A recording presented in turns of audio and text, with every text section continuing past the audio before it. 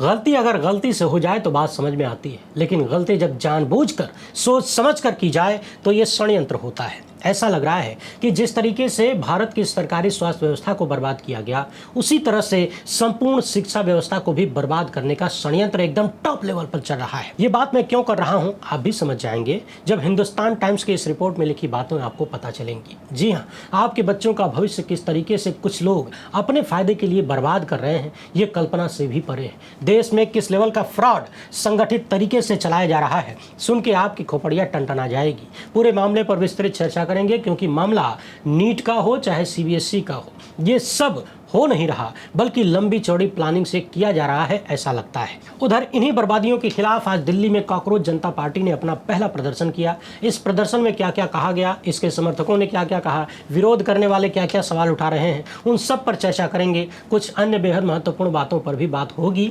इसीलिए वीडियो को आखिर तक देखिएगा। पहली बार है तो चैनल को सब्सक्राइब करके घंटी बजा दीजिए टन से। इसके अलावा आप जानते हैं कि हम किसी धन्ना सेठ या राजनीतिक दल के दम पर चलते नहीं, तभी खुलकर आपके मुद्दों पर बात हो पाती है। हमारा काम पसंद आता हो तो इस QR कोड या मोबाइल नंबर का प्रयोग करते हुए जो भी हो सके आर्थिक सहयोग भेजने का प्रयास जरूर करें। बहुत बहुत धन्यवाद। सबसे पहले हिंदुस्तान टाइम्स की इस रिपोर्ट में जो बताया गया है उसको समझ लीजिए। ये रिपोर्ट 2 हिस्सों में है, दूसरा वाला ज्यादा डेंजर है। पहला हिस्सा बताता है कि सीबीएसई ने जिस कंपनी को छात्रों की कॉपियां जांचने का ठेका दिया था, नाम है क्वांट एडुटेक, इस कंपनी को सीबीएसई ने री इवेल्युएशन प्रोसेस से हटा दिया है। यानी कम नंबर आने, गलत आकलन को लेकर जब छात्रों ने विरोध किया और दोबारा कॉपियां जांचने की डिमांड किया तो सीबीएसई ने उस कंपनी को हटा दिया जिस कंपनी ने पहली बार जांचा था। यानी ढेर सारे विद्यार्थियों ने आंसर्स को चैलेंज किया तो सीबीएसई ने पुरानी कंपनी को हटा के अब री इवेल्युएशन का काम खुद करने का फैसला लिया है।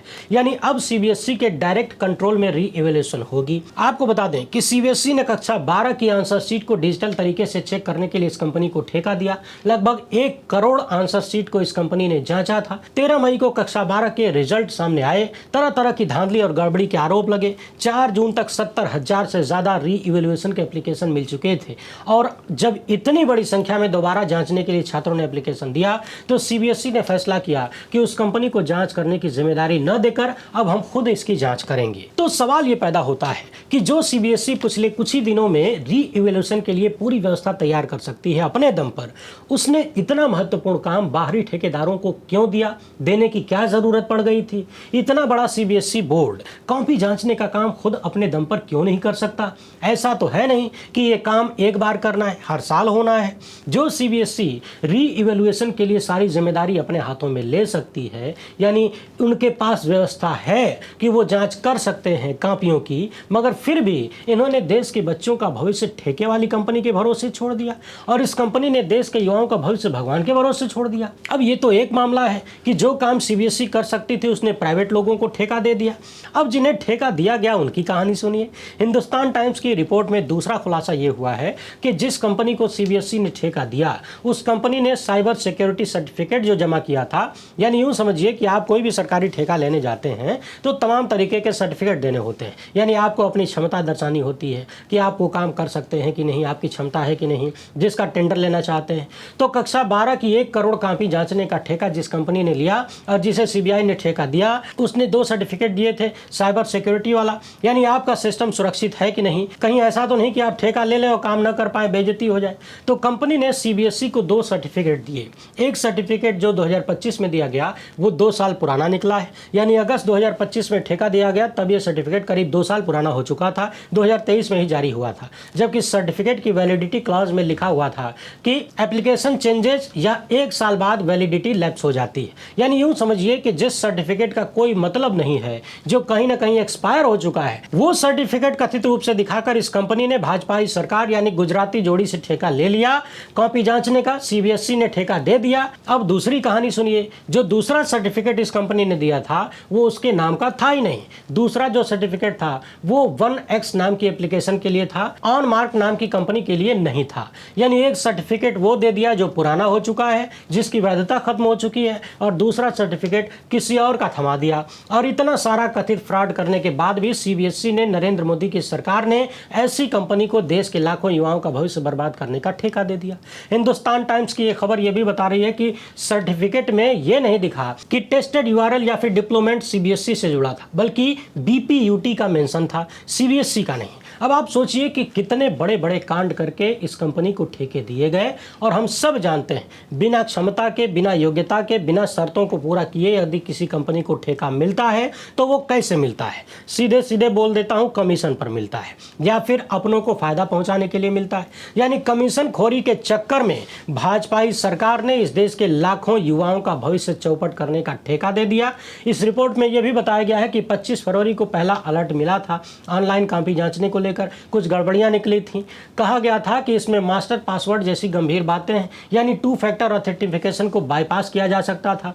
29 मई को भी कई तरह की गड़बड़ियों के मामले सामने आए, यानी वेब सिक्योरिटी की समस्याएं समय समय पर आती रही। कुछ लोगों ने कथित रूप से हैक करने का भी दावा किया, यानी इस कंपनी ने फर्जी सर्टिफिकेट दिखा के, सिक्योरिटी पेपर दिखा के ठेका तो ले लिया और बाद में उसी से संबंधित कई गड़बड़ियां सामने आने लगी। सोचिए ये कितना गंभीर सवाल है कि सीबीएसई की अपनी गवर्निंग बॉडी ने पूरे देश में इस व्यवस्था को लागू करने से पहले 22 रीजनल ऑफिसेज में पायलट लाने की बात किया था, यानी छोटे छोटे स्तर पर पहले इसको लॉन्च करके चेक करने की बात किया था, क्या दिक्कतें आएंगी उसको सुलझाया जाएगा। लेकिन ऐसा कोई पायलट प्रोजेक्ट लागू नहीं किया गया और सीधे सीधे इतने बड़े स्केल पर सिस्टम को थोप दिया गया। ये मामला हमने पहले भी बताया था कि किस तरीके से ये चीज़ें हुई हैं, बल्कि की गई हैं। और अब देखिए ठेका देने में कितने बड़े बड़े झोलझाल सामने आ रहे हैं। दुनिया के किसी भी देश में अपने बच्चों के भविष्य के साथ ऐसा गंदा खेल नहीं होता होगा जितना भारत में हो रहा है, और लगातार हो रहा है। इसमें कोई कमी नहीं आ रही, कोई जिम्मेदारी, कोई जवाबदेही, कोई शर्म भी नहीं आ रही। और इन सब का कारण है देश की जनता। जब लोग अपना इतिहास, वर्तमान और भविष्य भूल कर, अपना भूल कर किसी नेता, किसी पार्टी, किसी संगठन की अंधभक्ति में लग जाते हैं तो यही होता है। पेपर लीक और युवाओं के भविष्य से हो रहे खिलवाड़ की नाराजगी ही है जिसने कॉकरोच जनता पार्टी को जन्म दिया। हालांकि ये शब्द किस तरीके से चीफ जस्टिस सूर्यकांत की जबान से निकला ये भी हम सब देख चुके हैं। आज दिल्ली में कॉकरोच जनता पार्टी ने अपना पहला जमीनी प्रदर्शन किया। इस प्रदर्शन में इन लोगों ने केंद्रीय शिक्षा मंत्री धर्मेंद्र प्रधान के इस्तीफे की मांग किया। व्यंग्यात्मक रूप से शुरू हुआ एक ऑनलाइन आंदोलन अब जमीन पर उतरता हुआ दिख रहा है। इस पार्टी के संस्थापक अभिजीत दीपके आज ही बोस्टन से भारत लौट कर आए। हवाई अड्डे पर अधिकारियों से बातचीत के बाद दीपके को जंतर मंतर में प्रदर्शन करने की परमिशन दे दी गई। इस विरोध प्रदर्शन में प्रदर्शनकारियों ने नीट पेपर लीक, सीबीएसई के ऑन स्क्रीन मार्किंग सिस्टम में कथित गड़बड़ियों और परीक्षाओं में चल रही खामियों को लेकर जोरदार नारेबाजी की, विरोध किया। जय भीम के नारे खूब गूंजे। धर्मेंद्र प्रधान से इस्तीफे की मांग की गई। नफरत की राजनीति के खिलाफ भी आवाज बुलंद हुई और कहा गया कि हिंदू मुसलमान की राजनीति बंद करो। मंच से भारत माता की जय, इंकलाब जिंदाबाद और जय भीम के नारे लगातार लगते रहे।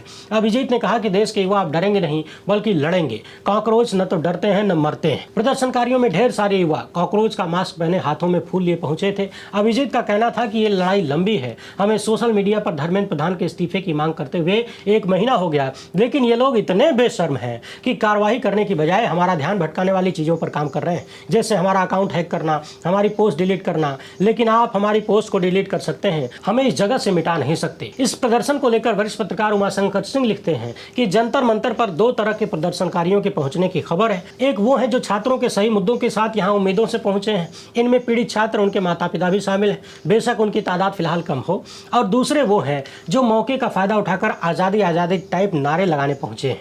ये अपना तो कुछ बना नहीं पाएंगे, उल्टा छात्रों के मुद्दों से ध्यान भटका देंगे। ये एक खेल भी है। वरिष्ठ पत्रकार प्रशांत टंडन लिखते हैं कि मैं दावे के साथ कह सकता हूं, आज अगर यूथ कांग्रेस, कोई छात्र संगठन या किसान संगठन जंतर मंतर पर धरने की इजाजत मांगे तो नहीं मिलेगी। इनके शांतिपूर्ण प्रदर्शन में भी लाठियां, वाटर कैनन और आंसू गैस चलेगी। यानी इस बात का संदेश सबको हो रहा है कि अमित शाह की पुलिस ने इतनी आसानी से प्रदर्शन करने की अनुमति कैसे दे दी। याद करिए किसानों के खिलाफ क्या क्या किया गया, कैसे उनकी सड़कें खोद दी गई, सड़कों में भाले लगा दिए गए, किसानों पर गोलियां तक चली। दरअसल प्रदर्शन की परमिशन इतनी आसानी से मिल गई है कि लोग संदेह जता रहे हैं। मगर एक सवाल तो ये भी है कि क्या सच में ये सत्ता में बैठे लोग युवाओं के गुस्से से इतना घबरा गए हैं कि उन्हें लगता है कि परमिशन नहीं देने पर और ज्यादा माहौल खराब होगा, या फिर कहानी कुछ और है। कांग्रेस के तमाम लोग लगातार इस पूरे मामले को संदेह की नजर से देख रहे हैं, तरह तरह के सवाल उठाए जा रहे हैं। युवा कांग्रेस से जुड़े हुए श्रीवत्स लिखते हैं कि ये वो तस्वीर है जिसे जारी किया गया है भीड़ दिखाने के लिए। अगर आप ठीक से गिन भी लें तो संख्या वही रहती है जो मैंने दिखाया था,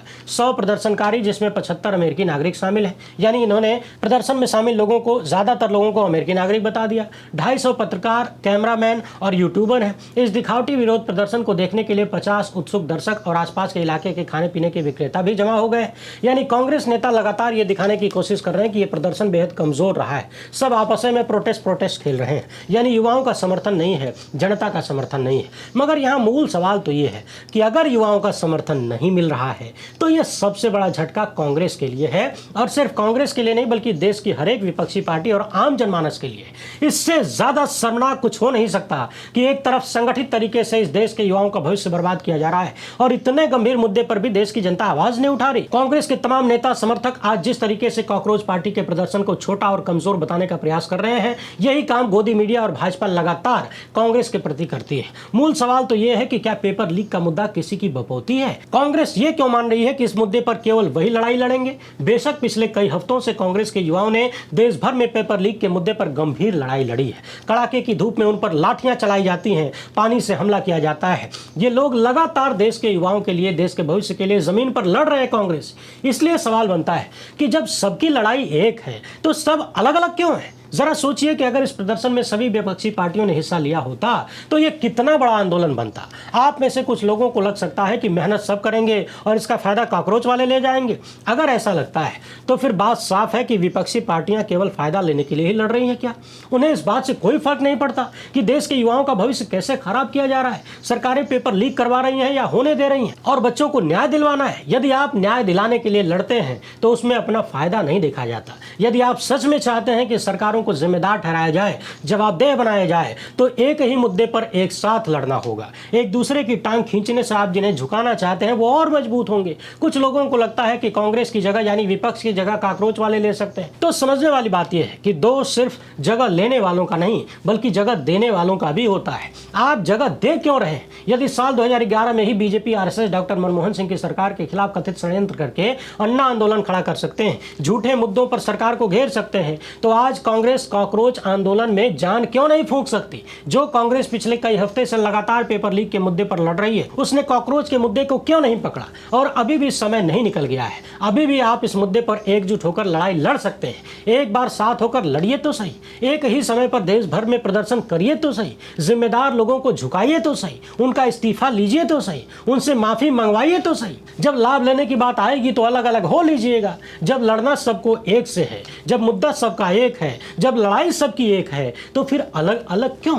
वैसे आप दर्शक इस मामले पर क्या सोचते हैं? अपनी राय कमेंट बॉक्स में जरूर लिखिएगा। वीडियो पसंद आए तो ज्यादा से ज्यादा लोगों तक पहुंचाएं। पहली बार है तो चैनल को सब्सक्राइब कर लीजिए। हमसे जुड़ने के लिए बहुत बहुत धन्यवाद। जय हिंद।